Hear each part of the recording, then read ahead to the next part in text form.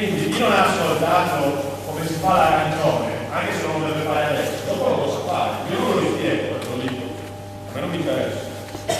Allora, fila dei portieri, cosa fa? Dimmi il nome? Antonio, allora prendi la palla. Innanzitutto non si sta seduti sulla palla perché sono i dirigenti che si vedono che si fa che è il compianto. Nel quadrato, cosa fai il fallo laterale? Allora, devi riuscire a fare un fallo laterale che cade proprio qua dentro.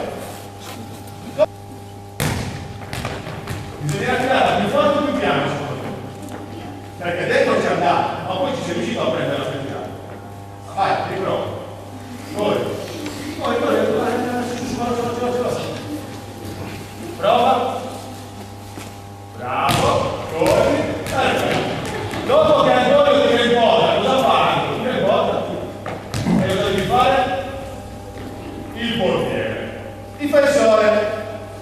Ci sei? Slalom di questo slalom piccolissimo che guarda, io non ci riuscito mai nessuno a farlo. Secondo me non ce l'ha fatto. Slalom e dopo tiri dove vuoi tu in porta la tua e ti fermi nel tuo settore arancione per dire pronto? Vai, faccelo. Bravo. Entri nel tuo settore, lo fai e poi lo fai lì. Perfetto. Difensori verdi, palla in mano, camminare all'indietro.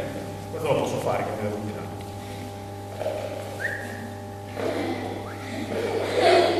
Possiamo fare? Vedi che non ci riesco. Per quello lo faccio fare a me. Ci riesco.